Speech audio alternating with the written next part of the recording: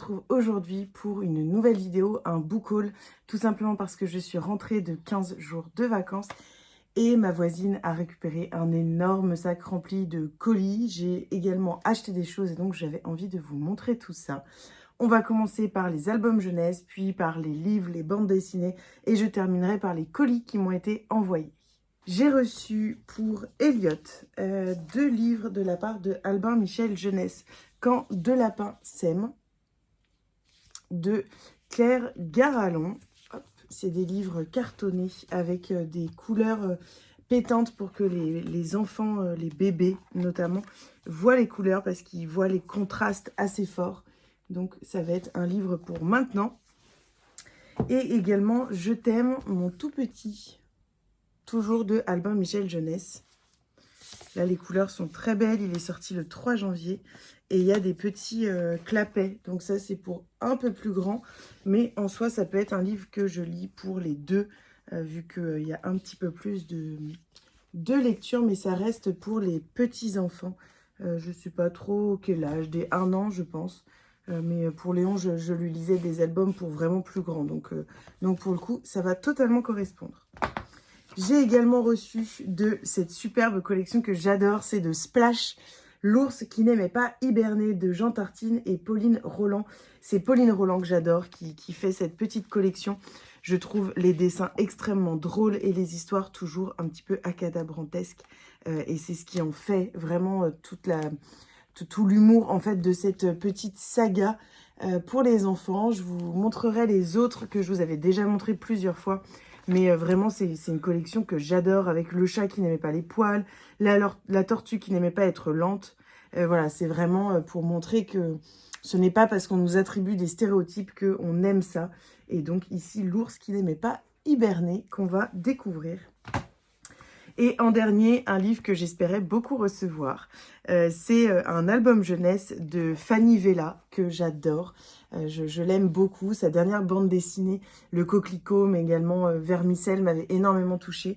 Et ici, elle vient dans un petit album pour enfants, dans la collection Petit Leduc. Et c'est Pourquoi Papy ne fait pas la vaisselle, de Ophélie Cellier, Thomas Piette et Fanny Vella. Et d'ailleurs, je me demande si Ophélie Cellier et Thomas Piette n'étaient pas les auteurs d'un album que j'adore. Je vais regarder ça tout à l'heure. Un livre pour sensibiliser les enfants aux inégalités femmes-hommes. Quand Lou va chez Mamie et Papy, c'est toujours Mamie qui fait tout. Le ménage, la vaisselle, la cuisine. Lou trouve ça vraiment bizarre, comme si c'était toujours aux filles de faire les tâches ménagères. Lou demande alors à sa maman comment ça se fait et si un jour elle aussi devra faire comme sa mamie. Je trouve ça trop bien et je sais qu'ils ont... Voilà, c'est ça. Ils ont publié tous les 3. J'ai le droit de dire non aux éditions Kiwi. Les éditions Kiwi qui ont fermé malheureusement. Et pourtant, ils sortaient des albums jeunesse que j'adorais. Ils ont sorti également Toutes les familles de mon village que je trouvais absolument sublimes. Et puis également La fabrique de Guimauve, je crois, qui était de Sophie Calodin, je crois, quelque chose comme ça, qui était super sur l'écologie, sur l'épuisement des ressources. Et donc là, ils reviennent chez Petit Leduc. On va passer aux livres et notamment aux livres un petit peu rigolos. On m'a contacté pour recevoir Faire lire pour les nuls.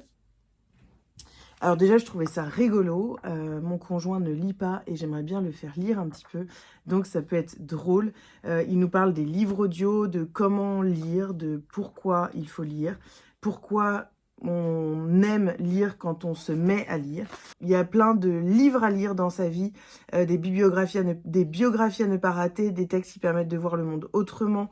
On nous parle également des mangas, des recueils de pensées, des livres à lire en voyage. Voilà, il y a vraiment plein de choses. Donc, je vais découvrir un petit peu ça. Et puis, je vous en dirai des nouvelles rapidement. J'ai reçu pas mal de choses de la part de Leduc, notamment Petits gestes et grandes actions, toujours chez Leduc Graphique, cette collection que j'aime tant de bandes dessinées. Je suis lectrice Leduc cette année, donc forcément, je vais recevoir pas mal de choses de leur catalogue. Et là, c'est de pas mal de monde. J'ai reconnu des dessins, donc je pense qu'il y a Sévanie, c'est ça, Sévanie, Léa Castor, Corrigan, la grande lison. Ah oui, c'est vraiment Cyril Pisapia, Sam Boy, Stomy Buzy, Takmela. Je crois qu'il y a toutes les personnes qui ont déjà dessiné, en tout cas chez Le Duc Graphique, plein d'illustratrices que j'adore, vraiment beaucoup. Donc, trop hâte. Et c'est donc sur les petits gestes et les grandes actions, 17 artistes de bande dessinée s'expriment sur l'avenir de notre planète. Je vous en dirai des nouvelles. J'avais également reçu le souci avec le miel de Le Duc Graphique, également sur cette question. Donc, je vous en dirai des nouvelles, je pense, des deux en même temps. Et j'ai reçu Nos survivantes de Lisa Serrero. Violence sexuelle, le pouvoir des proches. Et je vous en reparlerai, mais c'est le livre que je vais lire dans le cadre du Mars au féminin. C'est l'essai que je veux lire. Voilà, le pouvoir d'écouter, le pouvoir de s'adapter, le pouvoir de déculpabiliser, le pouvoir de protéger. Voilà, c'est tout ce que font les proches qui sont en première ligne lors de violences sexistes et sexuelles et qui peuvent aider la personne à s'en sortir. Donc ça a l'air super intéressant. J'ai également reçu un joli cadeau de la part de Sam et de l'équipe de 10-18. Et pourtant, je ne suis pas en partenariat avec 10-18, donc ça m'a fait plaisir. Par contre, je parle avec Sam, bien sûr, parce que je suis en partenariat avec Pocket. Et elle m'a envoyé un roman historique, du roman noir historique, Les Pirates de Dieu de François-Henri Soulet. Et elle me dit qu'elle a pensé à moi et qu'il pourrait vraiment me plaire. Si tu essayes, je te souhaite une belle lecture. Nous sommes à Jérusalem, en l'an 326. 5 corps sont découverts, marqués au front par une plaie en forme de poisson. Dans son palais de Byzance, le sanguinaire empereur Constantinus, qui s'efforce d'imposer le christianisme à son peuple, y voit un affront personnel. Tyrannique et paranoïaque, il confie à sa mère Helena la mission de se rendre à Jérusalem pour retrouver les reliques de la Passion du Christ et finaliser la conversion de l'Empire. Sur le bateau qui traverse la Méditerranée, Aurelius, le conseiller de l'empereur, commence à mener l'enquête pour élucider ces étranges meurtres.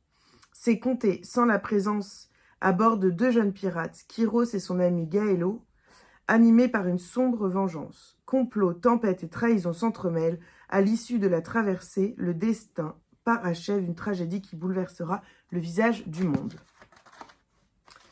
Je vous en reparlerai, mais si Sam pense que ça peut me plaire, je vais le mettre dans ma pile à lire. Et puis, je vous en dirai des nouvelles. J'ai également reçu, et parce que j'avais adoré son premier livre, Mamie Luger, il s'agit du dernier Benoît Philippon, Papy Mariole. Et j'ai trouvé pour le coup que ça pouvait correspondre pas mal à Mamie Luger. Et on nous dit, après le succès de Mamie Luger, Benoît Philippon nous embarque dans un trip fantasque, drôle et bouillant. Accrochez-vous à vos bretelles, ça va valser. Bon sang de bonsoir, mais qu'est-ce que je fous là? À l'entrée du périph', un vieux monsieur, peignoir en velours et chaussons en peluche effilochés, se répète inlassablement cette question. Échappé de son EHPAD, Mariole, tueur à gages, ne se souvient plus de rien, sauf d'une chose. Il lui reste une mission à accomplir. Seul problème, il ne sait plus laquelle. Mathilde, elle, se bourre d'anxiolytiques pour oublier.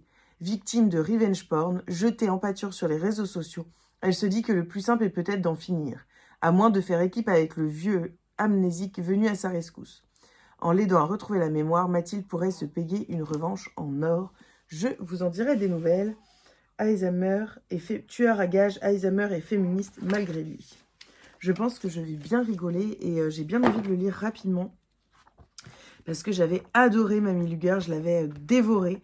Donc pourquoi pas, je l'avais lu, je l'avais acheté, je pense à sa sortie en poche, Mamie Luger, donc il y a assez longtemps déjà. Ça fait quelques temps qu'il est sorti son premier roman. J'essaye de chercher, mais en 2018. Mais j'imagine en grand format, donc en petit format, il a dû sortir en 2019. C'est à peu près, je pense, le moment où je l'ai acheté, ou 2020. Voilà, quelque chose comme ça. J'ai reçu de la part de Dargo une bande dessinée. Je vais vous montrer un petit peu les planches. Il s'agit de Copenhague de Pandolfo Risberg. Hop, et je vais vous lire le résumé. Un corps sans vie est retrouvé sur les rives de Copenhague, mais pas n'importe quel corps. Le royaume du Danemark est en émoi. Les habitants se confinent chez eux, les rues se vident, les aéroports ferment. Nana Miller et Tig Tigeson enquêtent sur cette affaire mystérieuse. L'heure est grave, on a touché un trésor national. Mais c'est bien plus précieux encore qui a été attaqué. L'imaginaire, la poésie, l'enfance. On va voir de quoi ça parle. Ça a l'air assez mystérieux. Et j'aime beaucoup les dessins. Hop, je vous montrer un petit peu l'exemple. Voilà, je vais le lire rapidement. Je pense, de toute façon, les bandes dessinées, souvent, je les lis assez vite. J'avais reçu également de Dargo une bande dessinée il n'y a pas longtemps que j'avais beaucoup aimé, donc je vous en dirai des nouvelles. Alors, par quoi je peux commencer? Oui, alors, ça, c'est quelque chose que je me suis acheté, ou plutôt que mon chéri m'a offert. Un Book Nook. Book Nook et Wonderland, c'est le bookstore de Raw Life. Et c'est Shakespeare. Voilà. J'ai trop envie de le construire, mais ça va prendre du temps. Et je pense que voilà, il va falloir que je me pose vraiment, que je prenne un plateau.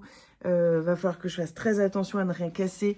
Donc je vais voir quand est-ce que je vais pouvoir faire ça. Mais j'aimerais bien commencer aujourd'hui quand je tourne. On est samedi. Mais peut-être que je ne vais pas pouvoir. Donc peut-être que ça attendra la semaine prochaine. Je vous en dirai des nouvelles de toute façon. Mais c'est magnifique. En fait, c'est un serre-livre qu'on construit soi-même. On a un peu tout qui est donné et il y a une petite lumière. Donc ça va être trop joli.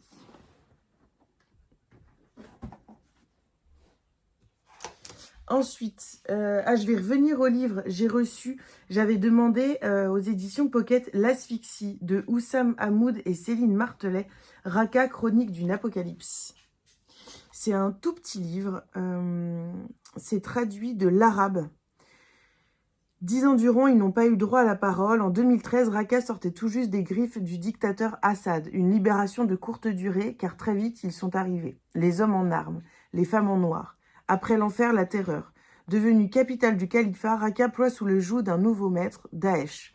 Pris au piège, les habitants n'ont d'autre choix que de souffrir en silence, de mourir en silence. Aujourd'hui que leur ville est en ruine, les Raqqa-Ouis respirent enfin, ils vivent, ils parlent, écoutons-les. C'est un essai, voilà, donc j'ai hâte de le découvrir et puis je viendrai vous en faire un retour. Il est très très court, peut-être qu'il sera lu au 7 jours 7 livres du mois de mars parce que je l'organise tous les mois et là je vais essayer vraiment de mettre des tout petits livres parce que je me rends compte que sinon j'y arrive pas. Des tout petits livres et des bandes dessinées, donc vu que j'en ai pas mal reçu ces temps-ci, je pense que ça va rentrer dans ce challenge. Et enfin, j'ai reçu 2 gros colis, notamment un colis de la part de HarperCollins parce que je suis ambassadrice au gré du monde. Alors, je ne vais pas tout déranger parce que je veux faire un réel de cette réception, mais nous avons reçu 2 romans. La fille du Halsigland, destinée suédoise. 1937, Betty, âgée de 17 ans, quitte tout ce qu'elle a connu, son Hälsingland natal, sa mère, ses frères, pour rejoindre la capitale, où l'attend une position de femme de chambre chez un riche médecin. Elle qui ne sait du monde que ce qu'elle a lu dans les livres, bout d'excitation. Dans le train déjà, elle rencontre un homme passionnant, professeur d'origine juive qui partage son goût pour la littérature. Mais une fois arrivée en ville, Betty déchante. Elle doit supporter le mépris de l'épouse de son employeur et travaille du matin au soir. Elle n'a même plus le temps de lire. Heureusement, elle trouve une alliée en Viola, la bonne de la maison voisine, qui lui montre les rouages du service et lui sert de guide. Betty arpente avec elle les rues grouillantes de vie de Stockholm, où tout les merveille. Comme l'amour, impossible qu'elle éprouve pour Martin, l'homme du train qui lui a glissé son adresse dans un livre. Phénomène en Suède, la fille du Hälsingland raconte le parcours d'une jeune femme courageuse et attachante dans les années qui précèdent la Seconde Guerre mondiale à Stockholm. Un bijou de roman, le premier d'une série porté par une héroïne singulière, inoubliable. Et on a également reçu un 2e roman, Entends ma voix de Zelda Lockhart. J'adore la couverture.